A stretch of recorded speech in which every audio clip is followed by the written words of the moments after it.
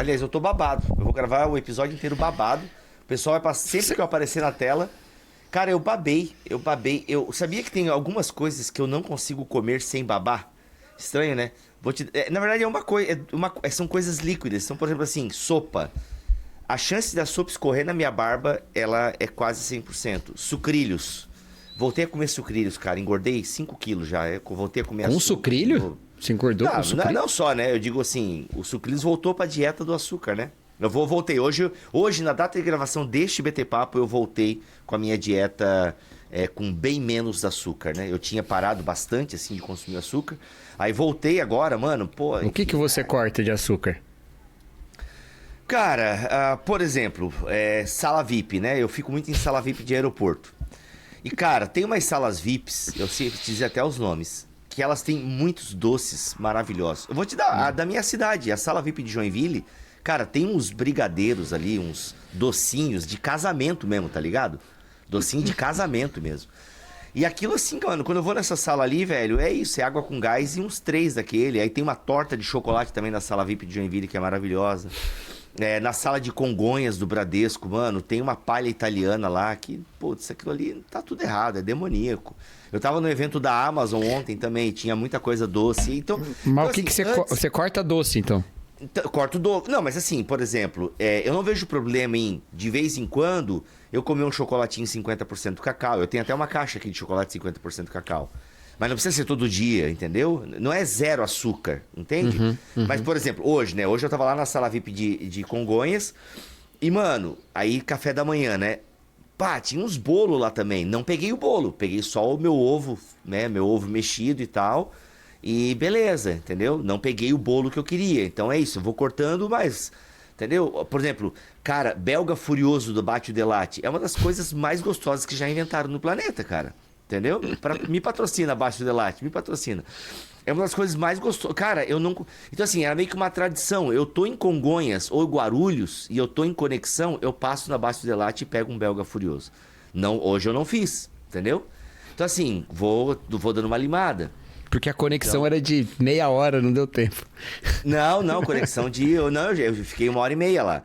E daí eu fui pra sala VIP e não comi o bolo, entendeu? Então assim, vou cortando algumas coisas. Mas, cara, final de semana, se eu tô numa festa de aniversário, aí eu tenho crédito pra comer nessa festa, entendeu? Nesse sentido, assim.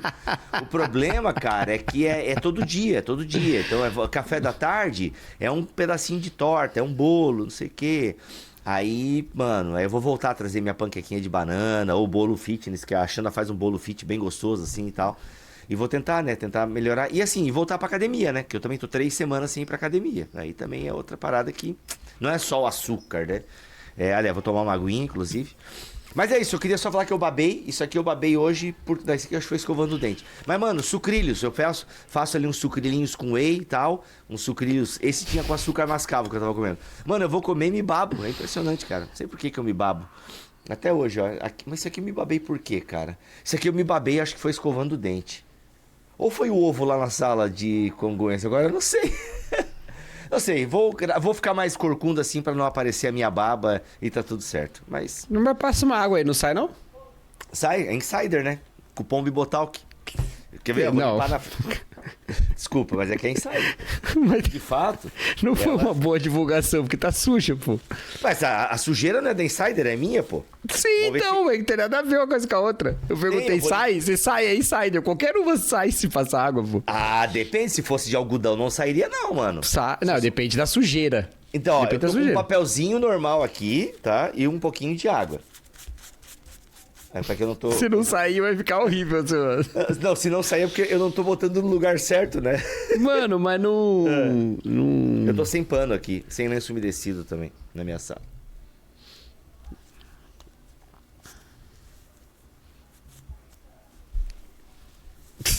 Eu não consigo limpar. Tá bom, melhorou. Não sei se porque molhou e ficou mais escuro, a mancha branca. Isso, tem que ser depois, tem que ser depois. Pra ver. Engraçado, no vídeo aparece melhor. Ah, sim, normal. Até porque você tá com uma luz. Você tá com uma luz bem forte aí, né? Tá estourando tudo. Cara, essa webcam minha, ela não é boa. Mas enfim, ó, vantagens daí, ó. Vamos ver como é que vai ficar depois. Tá? Mas enfim, o assunto não é Insider, que é o meu cupom Bibotal, que dá 15% de desconto. Nem Insider, nem Outsider. Nem outsider. Mas o assunto era esse, que a minha câmera agora desfocou. Quando eu comecei a deixar barba, tinha uns alimentos que eu deixava e tirava, né? Eu não ficava o tempo todo com barba. É. Cara, como é que é tu sem... Cara, tu sem barba deve ser horroroso. Eu sempre fui gatinho, cara. Não... É que você não é gato. O que acontece é o seguinte, não quero comentários sobre minha aparência. É que a barba, ela te dá Já fiquei irritado com uns caras no Instagram. Tem gente que não sabe, né, mano? Porque eu botei lá minha foto que eu emagreci, né?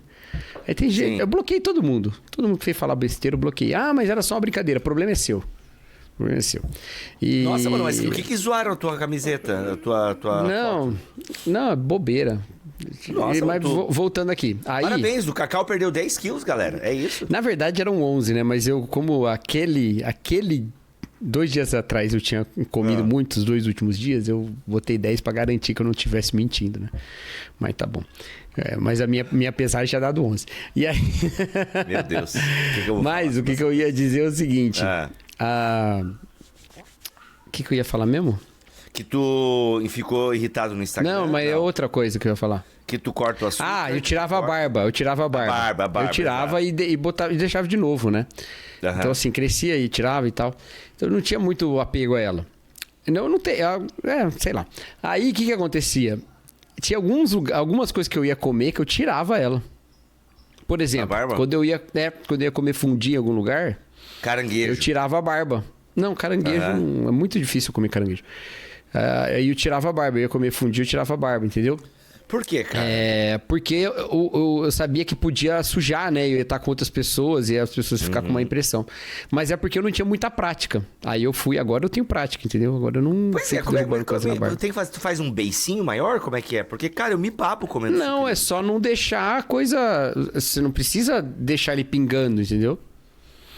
Não sei, cara. Vou falar do fundo. Eu nunca babei sucrilhos, não sei. Mas assim, o lance não é o que sai da boca e cai. O lance é o que... Nossa, lá vem você com suas pseudociências. O lance é o que cai é o dizem. O Bíblia diz. Industrial wellness. O lance é o que cai do talher, entendeu? Então, por exemplo, fundi, que era uma das minhas questões na época. Você bota o garfo lá, aquele garfinho de fundi, quando você tira, seja o de queijo, seja o de chocolate, se você deixa ele pingando, nada garante que você vai colocar na boca entre os pingos. Então, pode cair um pingo aqui. Então, o lance é você não deixar ele pingar, entendeu? Não precisa deixar ele... Entendeu? Não, então, é que eu acho que no meu caso tem alguma atração, acho que tem alguma eletricidade na minha barba que Não sei, cara. Porque eu pego assim os sucrilhos, às vezes eu ponho uma aveia e tal. Aí, tipo, eu vou aqui e não tá pingando. Aí quando eu vou colocar aqui, ó. Parece que tem um ímã que puxa aqui. Enfim, cara. Não sei. Mas eu não posso tirar a barba, cara. Se eu tirar a barba, eu fico mais feio. A barba. Não, mas não precisa tirar, não. Não precisa. Não, é só aprender a comer, né? Enfim. Mas é isso aí, né? Eu tinha, às vezes eu tinha isso até com um lanche, assim. No início, assim, porque eu não sabia. Nossa, eu tinha... Né? E quando eu era jovem, solteiro, eu te falava assim, cara, eu não posso comer cachorro quente na frente da menina que eu quiser namorar e tal. Porque se sujava todo. Sempre, muito, cara, muito. Sempre fui muito lambuzão, assim, de botar a cara, assim, aquilo... Era horroroso. É que eu não sei como é que eram os cachorros quentes aí em São Paulo, que...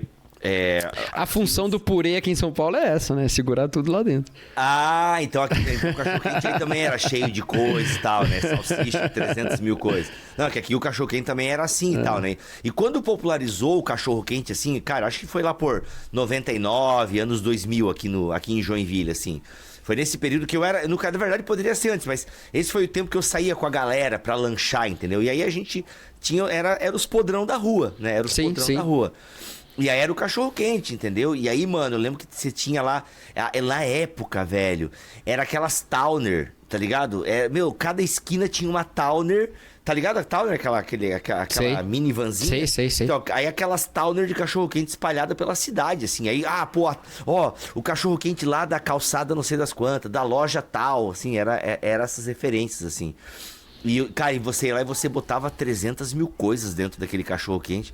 Mano, na hora que ia comer, nossa, mano, caía metade no chão, era o resto da boca, no nariz. Aqui tem um molho, né? A salsicha vem com molho. Eu não como muito cachorro quente, cara. Eu não sei direito. Cara, a Nath adora. Não, é horroroso, Nath. Não, salsicha não. Não, mas a gente come pouco. A gente não come muito, não. Às vezes, eu como o último cachorro quente que eu comi foi no aeroporto de Congonhas, que não tive tempo de ir pra sala. Aí eu só peguei um cachorro quente ali, R$48, uma salsicha e um pão. Mas aí eu prefiro outra coisa. Eu prefiro ir atrás de outra coisa. Eu gosto. Às vezes é uma esfirra pronta, já fechada. Pode ser. E tem frango, né? Salgado, né? Mas o que acontece? O cachorro quente aqui, a salsicha tem molho, né? O molho é bem caprichado, então ele é bem líquido. Então ele pode, né, vazar. Ketchup, mostarda, maionese... O purê tem sempre aqui, mas a galera... Tu tá olhando pra onde, Cacau? Eu tô olhando pro céu. Não, tá passando o jogo aí, né? Que jogo que tá passando, Cacau? Vai, fala pra Fluminense e Mamelodi Sundowns. Agora o pessoal vai saber quanto que a gente gravou esse episódio aqui. Exato. Um abraço pro Léo Cruz, que deve estar assistindo e nervoso, porque tá 0-0. E qual é o outro time? Mamelades? Mamelodi Sundowns. Meu Deus, que isso, cara? Mamelodi? É um time da África do Sul. Né? Caramba, mano. Enfim. Então, mas aí vem essas coisas assim, né? Alguns jogam... tu pode jogar o que você quiser lá dentro. A galera joga de tudo. Ervilha, milho... lance aqui eu me babava comendo cachorro. Batata palha em cima do purê. Ela é a finalização, né? Ela é a finalização. Mas eu comi muito cachorro quente, cara. E dizem, né? Dizem que cada salsicha eram 12 horas a menos na sua vida, né? Dizem. Bibotalk apresenta BT Papo, uma conversa regada à Bíblia, teologia e risadas. Muito bem. Começa mais um BT Papo de número 87, senhor Cacau Marques, a idade de Cristo. Quem diria que chegaríamos em 87 episódios? Quem diria? Eu acho que eu já falei isso umas 3 vezes antes desse programa, né? Eu não sei, não, é que, cara, manter uma constância na internet é realmente pra poucos, é pra poucos. É no caso aqui pra 2, né? Pra 2, exato. E o nosso mentira, cara, editor... o BTcast, de toda a nossa galera, só o BTcast continuou, e o Crentaços, só. De toda aquela galera das antigas, e o Crentaço agora não tá mais com periodicidade frequente, mas ele ainda e ele mudou um pouco também, né? A galera que fazia teve uma mudança e tal. Mudou. Mas o BTcast também continua. O BTcast mudou também. Não, no caso do BTcast continua eu, né? Eu sou a constante do BTcast. Não, mas antigamente o BTcast sempre tinha você e mais alguém, ou o Alex ou o Mac, e às vezes você não tava também. Já teve episódios só o Alex e o Milho, mas isso não importa, importa é o nome, né? Só o irmãos.com, o BTcast e o Crentaço que ficaram naquela galera lá. O BTcast março de 2011, cara. Bom, 3 então já não é tão raro assim. Já não é tão excepcional o teu trabalho. Não, é que assim, vou te falar, mano. O trabalho do Irmãos.com, eu sempre vou elogiar o Paulinho, mano. Porque os caras começaram a fazer podcast em 2006.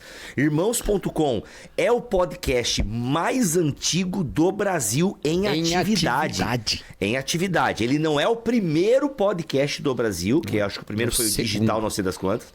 Não, ele não... Mas em atividade, ele é 2 semanas mais velho que o Jovem Nerd, cara. Entendeu?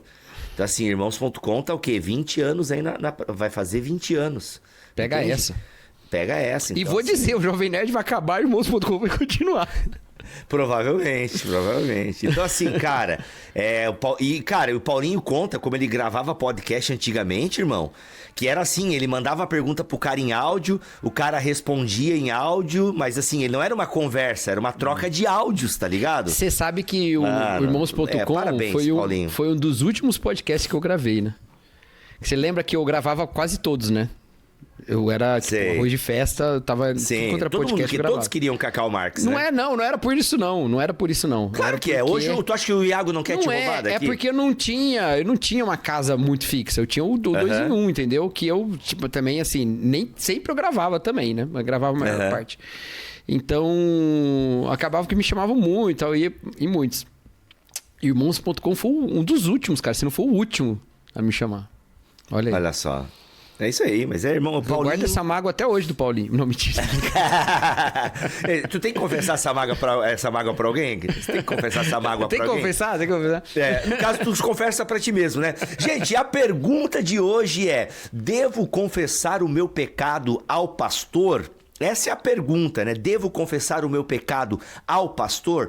Obviamente que a pessoa que fez a pergunta, ela fez mais ampla, né? Ela perguntou assim, né, Cacau? Se é obrigatório. Quase. Se é obrigatório, eu confessar alguma autoridade religiosa pastor e tal. Ou alguma outra autoridade religiosa. Exato. Eu tenho que confessar o meu pecado a uma liderança, a um pastor, a um líder de pequeno grupo.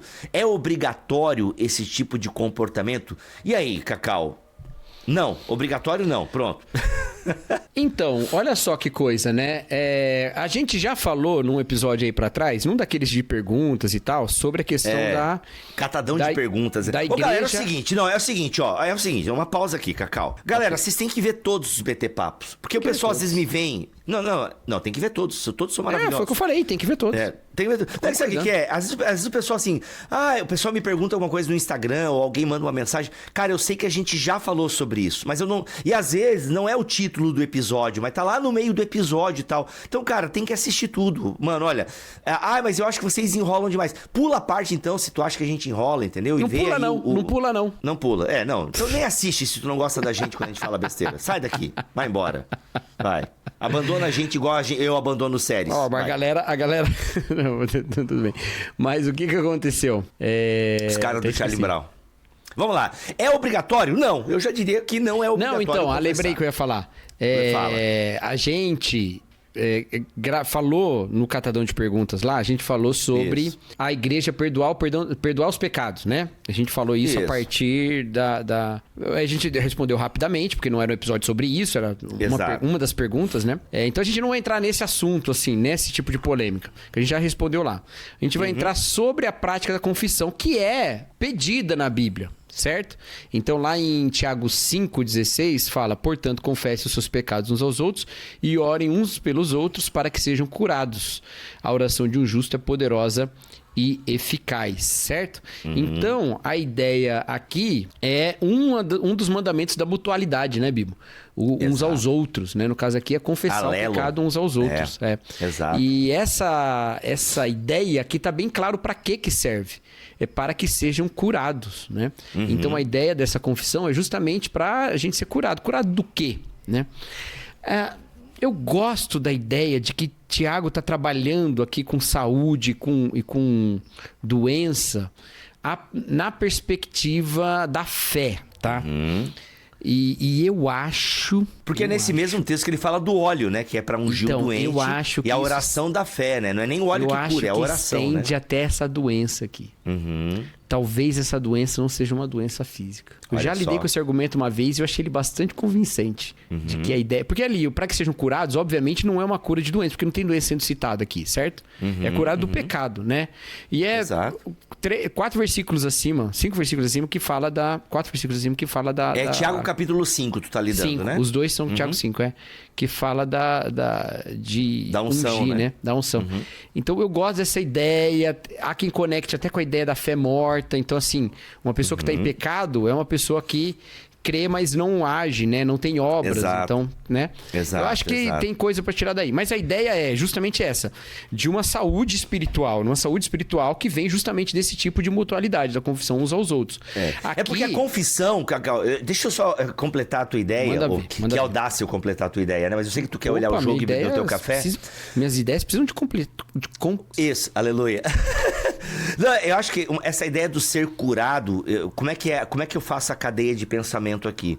Porque quando você confessa um pecado, pressupõe um arrependimento, né? E a gente está falando de uma comunidade de fé, entende? Então, assim, confessem vossas culpas, ou seja, já se pressupõe uma culpa, ou seja, e se é culpa, é porque eu tenho uma consciência de que aquilo que eu fiz é errado. Entende? Aquilo que eu fiz, aquilo que eu falei. E pode ser, inclusive, a fé morta mesmo, né? Uma fé que não dá fruto, uma fé que não pratica a verdadeira religião, sabe? Então, o que acontece? Quando eu confesso a minha culpa, eu estou lidando com essa ideia de estou ciente do meu pecado E, ou seja, e agora que eu estou ciente, né? Ou seja, eu tenho consciência desse meu ato, desse meu pensamento, eu vou abandoná-lo, ou vou lutar para abandonar. E agora eu também comprometo o meu irmão, né? O outro que está ouvindo essa confissão, não necessariamente a liderança. Então eu comprometo nessa luta comigo, entendeu? Eu comprometo nessa jornada, entende? Então, Exato. a cura nesse sentido de abandonar aquela prática que gera a culpa em você. E tipo, mano, viver culpado é doentio. Viver culpado é isso. Pode ser a fonte, né, de várias outras doenças, enfim, entendeu? O perdão, assim, e quando você entende o perdão de Deus, porque é a consequência também da confissão. A consequência da confissão, a consequência natural da confissão é a graça. Entende? Eu confessei, eu reconheço o meu erro, e aquele outro que ouve, né, em nome de Jesus, como um membro da comunidade, ele vai falar dessa palavra de graça pra mim, entendeu? Então, assim, vem uma cura nesse sentido de você viver mais leve mesmo, sabe? Então, é uma consequência. Eu acho que a cura vem desse lance, assim, de você não viver com esse fardo do pecado. Eu tô louco pra conectar com o Paulo, mas eu vou segurar um pouquinho. Vai lá. Conecta, pô. Qual é o problema? Não, porque eu acho que tu quer falar mais coisas de Thiago. Tu ia falar um pouco mais da cura. Eu não queria atrapalhar tanto o teu pensamento. Não, mas eu acho que você exatamente explicou o que o texto fala. É isso mesmo, né? E é uma ideia também... Porque assim, o que acontece, né? Então, o ideal é que nós confessemos nossos pecados uns aos outros, certo? E assim haja um reconhecimento do pecado por ambos, né? A pessoa que ouve, ela não passa pano, ela concorda que é pecado, mas ela não tá ali para julgar, ela tá ali para acolher e lembrar em comunhão do perdão que nós temos de Jesus Cristo. Aí a gente falou lá no outro episódio. Então, ponto. Essa é uma questão. Agora, temos uma série de problemas para isso ser prático, para isso ser factível. E depois a gente fala da obrigatoriedade. Há uma série de questões para isso ser factível. Primeiro, nem sempre a gente tem confiança suficiente para fazer isso. Porque as nossas comunidades, elas são frequentemente fundamentadas num fundamento de juízo, né? E não de misericórdia. Então, há um estímulo a um tipo de santidade que cobra muito, né? Que exige muito e que oferece pouca graça. Exato. E além do que, ambientes assim promovem hipocrisia. E aí quando você promove hipocrisia, você tem um monte do quê? Um monte de hipócrita. Quando você vai confessar um pecado ao hipócrita, não ache que com isso o hipócrita se quebranta e fala: olha, eu também vivi uma farsa até agora e deixa de confessar o pecado. Não. Ele não só vai reafirmar a santidade dele, como vai tomar o fato de você ser pecador para se reafirmar. Não talvez para você, mas talvez também para você e talvez para os outros. Entende? Então, o problema está um pouco mais embaixo, né? Então, o que acontece? Pessoas, às vezes, em posição que exige delas um sigilo, elas acabam sendo preferíveis para esse tipo de confissão. Entendeu? Então, quando as pessoas procuram um pastor para confessar, não é nem por nada, mas é porque o pastor tem uma obrigação de sigilo, que nem sempre cumpre, inclusive, né? Que deveria cumprir sempre, né? Já ouvi histórias aí, cara, terríveis de pessoas que foram conversar com o pastor e tal, e depois no outro dia tava a igreja inteira sabendo do que aconteceu com ele, né? Então, cara, bicho, cara, tem gente famosa aí na internet, que eu não quero dizer nome, mas assim, mano, fiquei sabendo que terrível. Aquele comentário, né? Eu fiquei aqui pensando, o que ele tá... Não, mas gente que sai do gabinete pastoral, mano, já falando pra secretária, tá ligado? Nossa, o Cleiton agora, meu sapato, tá ligado, mano? Terrível. No caso é uma mulher, né? Não é um pastor que fez isso. Mas então, cara, eu não faço a menor ideia do que você tá falando, mas eu tenho certeza que é verdade. Então, pior que é, porque mano. tem muitas situações assim. Então, mas em geral, você poderia cobrar, né? Esse sigilo. Existe uma preocupação ética com isso. Especialmente quando tem formações no seminário, que a gente aprende ética pastoral, a gente tem esse tipo de entendimento. Então, acaba que as pessoas procuram, às vezes, pouco, porque em geral, relação com o pastor também é de hipocrisia. As pessoas também se fingem santas pro pastor, né? Sim. Mas quando procuram, preferem procurar um pastor ou uma autoridade religiosa, porque assim elas são garantidas por esse véu de sigilo, né? Mas não só isso, né? Eu acho que esse pode ser um motivo. Eu coloco outro motivo, e na minha opinião, na minha concepção, eu acho que é o principal motivo para as pessoas procurarem a autoridade religiosa. Justamente a ideia e a concepção de que essa pessoa, essa autoridade religiosa, tem a autoridade de Deus. Eu penso que o que leva a maioria das pessoas a procurarem a liderança é a falsa compreensão de que eles são os homens, eles são as mulheres de Deus, as pessoas capacitadas, empoderadas por Deus para ouvir. Eu vejo muito esse lance também, entendeu? Não, eu quero conversar com o pastor, não quero conversar com o diácono. Eu sei porque no movimento pentecostal eu vivi muito isso. Não quero conversar com o presbítero, eu quero o pastor. Por que o pastor? Não, porque o pastor é o homem de Deus, ele é o pastor. Então acho que rola muito isso também, Cacau, sabe? Procurar a autoridade religiosa porque ele é a pessoa que tem autoridade na congregação. E ele vai, inclusive, decretar o seu perdão. Essa é uma questão que a gente... Porque se o pastor disser, não, tá tudo bem, tal, a pessoa sente uma espécie de... purgar do pecado, né?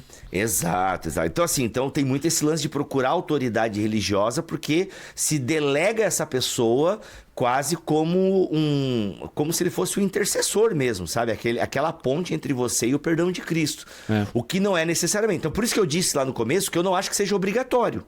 Para a autoridade religiosa, não é obrigatório. Agora, para uma comunidade de fé, para uma comunhão de irmãos, para irmão, uma pessoa, né? Se você é uma mulher, para uma irmã de confiança, se você é um homem, para um irmão de confiança, eu acho que é importante essa distinção, né? Eu acho que é bom você procurar alguém do seu gênero, eu acho que é uma coisa prudente. Agora, sim, também não é uma obrigatoriedade, né? Mas eu penso que você depende da natureza do pecado, inclusive. Exatamente, depende da natureza do pecado. Então, assim, eu acho que é fundamental você confessar para uma comunidade de fé, entende? E, claro, essa comunidade pode ser representada por alguém, por uma pessoa da sua confiança, entende? E, às vezes, sim, essa pessoa de confiança pode ser o seu líder de GP, pode ser uma autoridade, pode ser que seja essa pessoa. Mas não que tem que ser alguém porque ela tem um cargo, um título, porque ela é o pastor, a pastora da comunidade. Não por isso, entende? A orientação bíblica é uns aos outros. E aí, fazendo a conexão que eu queria com Paulo, cara, eu acho tremendo quando Paulo fala do levar o contexto de Gálatas 6, é essa ideia de levar as cargas um dos outros. Se alguém for pego, né, numa falta, ter essa paciência com a pessoa. Entende? Então, tu vê, ali é um contexto de falta. E falta pode ser um sinônimo de pecado, né? De uma transgressão. Então, se alguém for pego nessa falta, ter paciência com ela e tal. Levar as cargas um dos outros e assim que se cumpre a lei de Cristo. Entende? Então, assim, é uns aos outros. Não é pro líder, né? Não é pra quem Paulo colocou como líder. Não tem que ser Timóteo. Não tem que ser Lídia. Entendeu? Não, é uns aos outros. É todo mundo que tá ouvindo essa carta. Trifene, trifosa. Exato, não precisa ser Evódia ou Sintique, sabe? Ou Císigo, né? O fiel colaborador de Paulo lá, entende? Não precisa ser o colaborador de Paulo. E se carregar as cargas também não precisa ser o Sísifo. Nossa, tô citando no meu primeiro capítulo, hein? Olha aí. Tô citando no meu primeiro capítulo de um livro que lançaremos. Mas assim, nisso tudo eu concordo, né? Então assim, acontece que para cumprir isso, a gente precisa criar esse ambiente de veracidade, entendeu? De autenticidade. De confiança. E de confiança. Então, a hipocrisia não pode ser estimulada, né? E a relação... E o legalismo, ou seja, uma igreja muito pautada em regras, em coisas de pode ou não pode, é uma tendência natural que essa igreja promova uma cultura legalista, e a cultura legalista é uma cultura onde não há espaço para a confissão verdadeira de pecado. Exato, Por quê? exato. Porque aquele que tem coragem de confessar é estigmatizado. Então, a gente precisa ter essa... Aliás, um parênteses. Esse ano sai 2 livros sobre legalismo, de amigos nossos. Pedro Pamplona lança pela Mundo Cristão um livro sobre legalismo, e a Francine Walsh, pela Thomas Nelson Brasil, mais um livro sobre legalismo. O da Francine já tem capa, título, só não sei se a gente pode divulgar, né? O do Pedro também já tem título, não tem capa ainda. Mas até essa... Cara, eu só acredito quando tá impresso. Porque tudo pode mudar. Tudo pode mudar. Alguém leu o story do Iago hoje. É verdade, ele falou isso. O Iago comentou exatamente isso. Ele só divulga quando já imprimiu, né? Exato. Mas é isso aí. Domingo eu preguei sobre uma cultura de veracidade na igreja e falei da fala de Paulo lá para os Efésios, né? Sobre seguirmos a verdade em amor, né?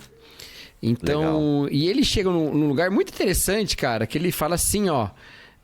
depois ele fala que a gente não é como os demais gentios, tal, né? Se aprendemos de Cristo, despimos do velho homem, nos revestimos do novo homem, tal. Ele fala assim no versículo 25 do capítulo 4 de Efésios: portanto, cada um de vocês deve abandonar a mentira e falar a verdade ao seu próximo, pois todos somos membros de um mesmo corpo. E esse portanto é engraçado, porque ele está falando de deixar as práticas pecaminosas, em que ele, né, estão todos os tipos de devassidão, né, da vida dos demais gentios, toda espécie de impureza, ele chama, e se revestir do novo homem, né, então deve se revestir do novo homem. E aí ele fala, então, por causa disso, abandona a mentira e fala a verdade um ao outro, porque vocês são membros do mesmo corpo. Essa ideia de que a gente poder falar a verdade um pro outro, porque nós somos membros do mesmo corpo, inclusive nesse nosso processo de se despir do velho homem e se vestir do novo homem, ele é importantíssimo. Entendeu? Para seguirmos a verdade em amor. Então a gente tem verdade e tem amor também. A gente precisa disso. Então, não é a resposta curta para a pergunta do irmão é não é obrigatório, ok? Não é obrigatório. Agora, não é obrigatório confessar isso para nenhuma autoridade. Agora, a vida cristã envolve confissão de pecados uns aos outros. E essa confissão de pecados uns aos outros, ela exige um tipo de relação que é uma relação de autenticidade, sinceridade e graça. Precisa de graça para ouvir o outro, para considerar o outro e para se entender na mesma condição do outro. Porque quem ouve uma confissão não ouve como um delegado. Entendeu? Ouve como alguém que está partilhando de uma condição e na verdade... Também ouve como réu. Também ouve como réu. E que na verdade está partilhando junto com o outro de uma situação de um brilho da graça. Porque ao ver o outro confessando o pecado com liberalidade e acolhendo essa confissão, a gente acolhe pelo quê? Pela fé no quê? Pela fé na graça de Jesus. É por isso, entendeu? Então a gente vê de novo se manifestando a graça de Jesus, que já se manifestou na nossa vida e que continua se manifestando na nossa vida, agora está se manifestando na vida do irmão. Da mesma maneira quando nós confessamos os pecados aos outros. Então isso é importante, mas a gente tem que ter esse tipo de mentalidade, né? Se a gente tiver uma mentalidade calcada no legalismo, a gente nunca vai chegar nesse ponto, né? Com certeza. E aí, acho que fica um alerta agora para todos vocês que lideram alguma coisa na comunidade. É uma coisa muito séria liderar algo na igreja, assim. Ser líder de qualquer coisa. Não importa o ministério que você lidere numa comunidade. É porque quando você está à frente de um trabalho na igreja, é bem provável que você seja essa pessoa que será procurada por alguém para esse tipo de conversa, entende? E é bom que assim seja também, até para tirar um pouquinho do gabinete pastoral essa demanda, né? Eu acredito muito nisso. Acho que um dos versículos que eu mais cito é Paulo aos Colossenses, no capítulo 3, né? Habite ricamente a palavra de Deus em vocês, para que se aconselhem mutuamente, né? E eu quero confessar uma vergonha, eu cito esse texto pra caramba e eu não sei o endereço dele até hoje. Eu sei que é Colossenses, capítulo 3. Vê aí no Google, Cacau. É versículo 6, dá uma olhada aí. Colossenses, capítulo 3.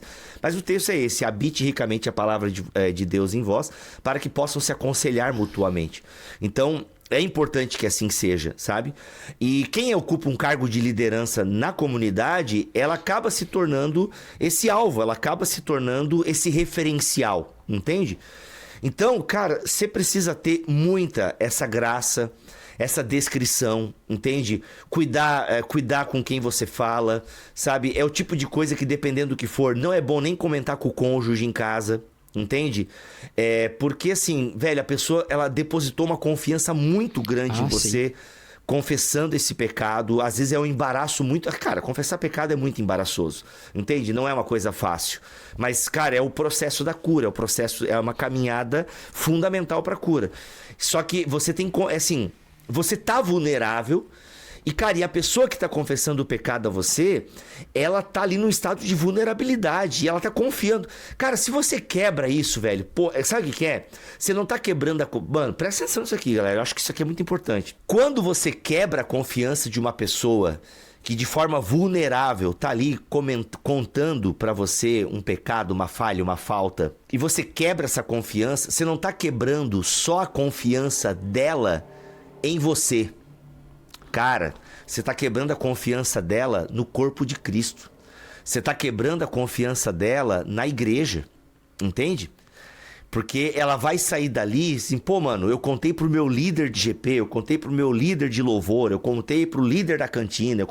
Mano, e a pessoa contou pra outro. Quando eu vi, eu tava sendo já umas 4, 5 pessoas. Eu fiquei sabendo por outra pessoa que já sabia, não sei o que, não sei o que lá, entendeu? Então assim, cara, você não tá quebrando a confiança dela em você somente.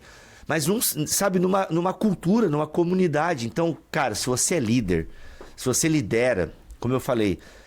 As pessoas vão acabar procurando mais você, né, do que outra pessoa. Então, assim, você tem uma responsabilidade muito grande, sabe? De realmente estar preparado para ouvir isso e ter a palavra de Deus mesmo ali. E às vezes não precisa ter nada para falar. Mas cara, é chorar junto, sabe? Não, né, puxar a orelha se for necessário. Achou o texto aí, Cacau? 16. Eu sabia que tinha 6. Colossenses 3,16. Põe na tela, Rafa, aí. Bem bonito, assim. Uma pausa, põe uma música bonita pra galera meditar nesse texto.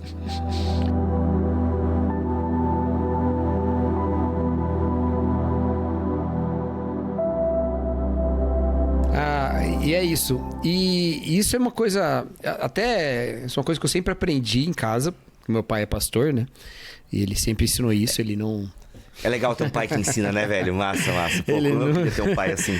Ele nunca, né? Nem problemas, né? Não é só a questão das confissões, que é uma coisa óbvia de qualquer pastor ético, né? Mas nem mesmo, às vezes, as dificuldades, os problemas, tal. Ele tentava não nos indispor como família com pessoas que, às vezes, né? Tinham uma postura mais crítica, uma postura, né? Ele não deixava isso. Minha mãe, às vezes, descobria algum tipo de maldade que alguém fez com ele e falava, não acredito que eu tava lá dando risada com essa pessoa e ela tinha feito isso com você não me contou. Mas não contava, cara, não contava. E então... É muito, muito discreto nisso, exatamente por isso, porque também tem o outro lado, né? Tem o lado da proteção da sua família em relação ao corpo de Cristo, né? A gente tem que ter essa consciência de que o corpo de Cristo é imperfeito, né? E por isso a gente deve ensinar as pessoas a amarem os outros, né? As pessoas da nossa família. Então, é uma responsabilidade com isso na vida pastoral, né? Às vezes, pastores encontram a sua família aliados em batalha dentro da igreja, ensina a família a odiar a igreja, que o pastor tá lá para amar em nome de Jesus. É muito complicada essa situação, exatamente, né? Exatamente. Então, é outro caminho que a gente deve seguir, né? Então, assim, qualquer um que toma confissão. Uns meses atrás, a gente teve uma pregação na igreja, não fui eu que preguei, e foi uma pregação que convidava ao quebrantamento, né? E o pregador trouxe um estímulo à confissão, né? Ele disse que havia, né, uma necessidade de ajuda, né, na luta contra o pecado e tal. E ele estimulava a confissão, não a confissão, na verdade, estimulava o compartilhar para ser ajudado com pessoas mais experientes, mais sábias, né? Então, estimulava isso. E aí, eu subi no púlpito depois da pregação. Eu não me lembro por quê, porque geralmente o pregador encerra o culto, mas por algum motivo, esse dia eu subi no púlpito. Não lembro se eu tinha combinado isso com o pregador e tal. E eu notei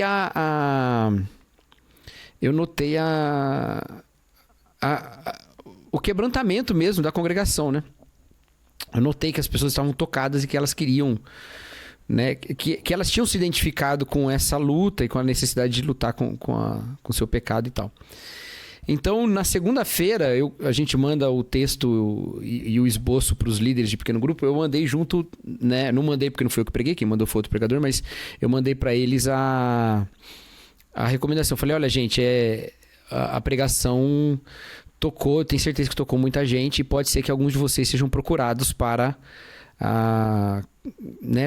confissão de pecados e para aconselhamento, né? Então estejam dispostos, né? Contem comigo se precisar, se chegar num ponto que você não pode lidar, recomenda a pessoa procurar o pastor, porque tem essa preocupação que eu tenho também. Eu sempre estimulo que pessoas procurem outras para serem aconselhadas. Então, às vezes eu estou aconselhando alguém e a pessoa fala, pastor, você acha que eu posso abrir isso? Por exemplo, questão conjugal, né? Você acha que podemos conversar com os líderes dos casais e tal? Fica à vontade, eu sempre estimulo, eu acho que é uma prática boa. Mas eu não adianto o assunto, né? Não adianto. Mas eu falo assim, olha, né? Isso aconteceu uma vez, né? Um casal ia falar com os líderes do casal, eu chamei eles e falei assim, olha, vocês vão ser procurados um casal, eles vão conversar com vocês e tal. Eu só quero dizer para vocês o seguinte, eu não tô terceirizando o aconselhamento. Eu não tô entregando para vocês um problema aqui, né, que tá pesado demais. Porque eu sei que é pesado, né? Então, saibam que vocês têm gente para apoiar, que eu tô aqui para apoiar vocês também e para ajudar, tá bom? Então não se sintam massacrados por essa tarefa. É lógico que é uma responsabilidade, porque vocês estão na liderança, mas, obviamente, eu tô aqui também caso vocês precisem de apoio, porque aconselhamento, isso sempre exige da gente, sabe? E pastor tá na lida, ele tem que lidar com isso. E as outras pessoas precisam ser estimuladas a essa prática, mas pode ser pesada para elas também. Então o pastor tem que dar essa ajuda para os dois, né? Tanto para quem ele tá aconselhando quanto para quem vai aconselhar também. Então, isso é uma coisa que eu acho que é muito boa, da igreja poder ter esse tipo de vínculo. Se for confissão de pecado, no caso aí era um problema, não era nem confissão de pecado, mas há esse aspecto da confissão de pecado também. E que isso aconteça horizontalmente é muito bom, né? Então, é isso. Cacau, quero finalizar esse nosso papo aqui. Quero ler na tradução do N.T. Wright. Aqui, ó, tô com a biblinha do N.T. Wright aqui. Só o Novo Testamento, né? Ou inteira? Só o Novo Testamento. Mas é João capítulo 20. É um texto então que, tá no Novo Testamento, não sei se você sabe, mas João tá no Novo Testamento. João tá no Novo Testamento. 20 e 21. João 20 e 21, na verdade o versículo 23, né, que é o que eu quero mais ler aqui. Com isso soprou sobre eles e tal. Recebam o Espírito Santo, disse ele. Aí o versículo 23, isso aqui é Jesus soprando, né, capacitando aí os discípulos para a tarefa. E assim como o Pai enviou a Cristo, Cristo envia agora os discípulos e tal. Envia eles e sopra sobre eles o Espírito Santo. Aí, se perdoarem os pecados de alguém, eles serão perdoados. Se os mantiverem, eles estarão mantidos, né? Se o reterem, eles estarão retidos. Ou seja, parece que aqui Cristo está dizendo que os seus discípulos perdoam pecados, e se os discípulos perdoarem, os pecados serão perdoados. A gente esquece tanto que gravou, que a gente já falou sobre isso aqui, você esqueceu e tá trazendo de volta. Então, pra você saber o que a gente falou sobre isso aqui, procure um episódio que a gente não sabe qual que é. Mas a ideia que a gente tá falando é justamente essa ideia do perdão de Jesus, né? Exato, não da igreja, não os discípulos têm capacidade. Não é assim, tipo, o meu pastor não me perdoou. O pastor, a igreja não liberou perdão do meu pecado. E eu pedi perdão, me arrependi, mas a igreja não liberou o perdão. Whatever. Isso aí não é comunidade de Cristo, não. Se bem que eu vou ser bem sincero aqui, a maior parte das pessoas que eu ouço dizerem libera perdão, elas não têm uma ilusão de que o outro não perdoado está sob algum tipo de punição. Ela fala libera perdão no sentido do perdoador se livrar disso. Exato, é ele liberar, né? Em geral, porque assim, esse tipo de discurso que você tá colocando aí pode ser muito um discurso de poder, né? Sim, exato. Eu não te perdoo e tal. Mas na prática não tenho visto isso. Eu sei que há, tá bom? Eu sei que existe. Não sei se usam esse termo, mas eu sei que existe gente que acredita que a autoridade pastoral para perdoar e ele mantém ali e tal. Curiosamente, não é o que a Igreja Católica faz, inclusive, que tem uma interpretação completamente diferente desse texto. E nunca vi essa ideia de que o padre negou perdão para manter a pessoa com medo, né? Até porque a pessoa vai em outra igreja, vai em outro padre e confessa pro outro. Pronto. Então... É isso aí. Tem a penitência ali, tá tudo certo. Então isso eu nunca vi alguém dizer. Não sei se existe, porque as anedotas católicas eu conheço muito poucas, né? Mas nunca vi isso aí também. Então, assim, não necessariamente esse tipo de interpretação desse texto leva a essa prática. Mas entre pastores, essa prática existe independente desse texto, inclusive. Tem gente que acha que se o pastor não perdoar, se ele não abençoar a saída da igreja, se ele não abençoar, o cara tá debaixo de uma maldição, né? O negócio da cobertura espiritual, essas coisas, tudo conectadas com isso. Então, bom, mas é isso aí. Não sei agora, acho que a gente já meio que se perdeu aqui no assunto, mas é isso. Bom, tenha pessoas de confiança, confesse os pecados a ela, pessoas que vão... Isso. Que não vão passar pano pro seu pecado, não vão te bajular, mas também não vão te afastar da graça de Jesus Cristo, te convencendo de que você não é perdoável. Procure pessoas assim. A gente tem uma crise de confiança muito grande em todos os setores da nossa sociedade, inclusive na igreja, e a gente precisa aprender a lidar com isso. Essa caminhar em união. Esses dias eu recebi na minha caixinha lá, não deu tempo de eu responder, a caixinha expirou, eu não achei mais. Mas alguém perguntou, como é que eu faço? Eu sou uma pessoa tímida, como é que eu faço para me aproximar das outras pessoas? Gente, ainda que seja difícil às vezes, e tem contextos mais difíceis, a igreja é muito cheia de grupinho, não sei o que lá, sempre tem espaço para estar perto das pessoas. E as pessoas não são perfeitas. Elas não vão chegar e te falar, agora você é meu irmão de vida, vem aqui. Não, eu sei que você tem um pouco mais de dificuldade. Mas se obrigue a estar nesses ambientes. Se obrigue, entendeu? Se não forem ambientes tóxicos, que criam problemas pra você, aí você sai, vai pra outro lugar. Mas se não for isso, é só um lugar onde as pessoas são mais fechadas, esteja só mais perto delas. Você não precisa ser a pessoa mais engraçada, você não precisa causar uma boa impressão, você não precisa nada. Você só precisa estar ali. E com o tempo, esse tipo de conexão vai em alguns lugares mais rápido, em alguns lugares mais devagar. E não se deixe enganar. Lugares que acolhem muito rápido, às vezes o fazem pelos motivos errados também. Já ouviu falar do love bombing? Já ouviu falar de love bombing? Love bombing é aquela ideia, ela veio do relacionamento, né? De um relacionamento romântico, mas ela também existe para outros contextos. No relacionamento romântico é aquela pessoa que... ela é uma atitude de uma pessoa que no início do namoro faz tudo para outra pessoa e começa a falar de planos e começa a presentear e começa a dar várias provas de que não sei o que lá e tal, e depois frustra aquela pessoa, entendeu? Joga a bomba. Então, ela elevou uma expectativa que vai... além das cautelas da pessoa que se envolveu no relacionamento, e depois ainda assim afere. Às vezes a pessoa tem cautela motivada por feridas antigas e ela acaba ferida de novo. Isso é o love bombing. Igrejas cometem love bombing. Ela ensina a igreja a ser super acolhedora, não sei o que lá e tal. Mas não passa de um nível de intimidade, porque dali pra frente é só julgamento, é só peso. Às vezes, igrejas mais difíceis de se relacionar, elas não estão certas por isso, mas pelo menos elas não estão te enganando. Pelo menos não está estimulando um tipo de acolhimento falso. Boa. Que é um acolhimento só pelo convencimento. Que é aquele negócio do cara assim, né? Aquele cara que vende timeshare de hotel, né? Vem, 40 minutos e você ganha um almoço. Exato. Caramba, mano. Tem igreja que faz isso. Ó. Não vem aqui, não sei o que lá. Cara, não. É bom que a igreja seja acolhedora, que ela seja disposta a ser amigo uns dos outros, mas se não for também, isso não significa que a igreja é ruim. Tem um monte de questões culturais envolvendo um monte de coisa e pronto. Tem sinais de intimidade que mudam de lugar para lugar. Esteja ali, cresça em intimidade. Crescendo em intimidade e tendo confiança, confesse os pecados. Não tendo confiança, mas precisando confessar o pecado, procure sim um pastor. Procure o pastor da igreja. Não conheço ele tão bem e tal. Vai lá e bota de cara. Pastor, eu tô aqui dizendo porque eu sei que aqui a gente tem um espaço de sigilo. Já bota assim. Entendeu? E conversa com ele. E fala. Porque a prática da confissão ela é muito boa. Ela é muito importante, né? E muito lembrando sempre o que eu sempre falo. Disciplina eclesiástica tem o objetivo de levar até o arrependimento. Chegou no arrependimento, acabou a disciplina. Não tem disciplina para quem tá arrependido. Por quê? Seu irmão pecou contra ti, fale com ele. Se ele te ouvir, ganhasse teu irmão. Se ele não ouvir, leva testemunho. Se ouvir, ganhasse teu irmão, entendeu? Se ouvir, se arrepender, ganhou. Acabou, não tem nenhuma outra coisa. Não tem uma ideia de discipulado pela punição. Não tem. Arrependeu, precisa de discipulado. Mas discipulado não é a punição.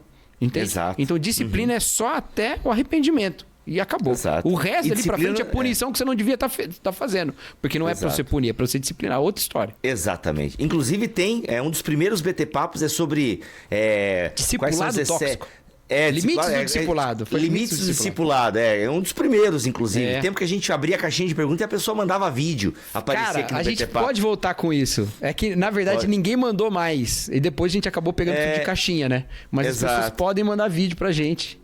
Tá bom. Então hoje, na sexta-feira, eu vou abrir uma caixinha. Hoje, às 16 horas, eu vou abrir... eu vou estar viajando. Mas eu vou abrir uma caixinha, então. E você pode mandar um vídeo fazendo uma pergunta e a gente pode selecionar o seu vídeo para aparecer. Mas ele vai mandar o vídeo na caixinha? Porque é o jeito de mandar, né? Você pode mandar na caixinha do Instagram um vídeo, foto. A pessoa pode mandar vídeo na DM, né? Aquele cara mandou na DM. Mas daí eu não vou. Não, ele mandou na caixinha. Eu não vou conseguir ver na DM. Aí você manda na DM do Cacau. Não, então, o problema. Não, então manda na caixinha do Bibo. Mas o problema é que você não vai conseguir responder, né? Porque pra responder, aí eu pego. Aí eu gravo. Não, aí eu gravo a tela, entendeu? Eu gravo a tela e mando. Não vai conseguir responder na caixinha. Você vai receber 20 perguntas boas em vídeo. Aí- tem 20 PT Papos. Já pensou se tem 20 perguntas boas? Exato, É isso. pronto, fechou. Gente, já sabe, né? Comenta, curte, compartilha, ajuda a gente a chegar mais longe aqui. O seu programa de sexta-feira, o BT Papo. Aliás, o BT Cast sai também às 11 horas. Terça-feira, às 11 horas da manhã, BT Cast.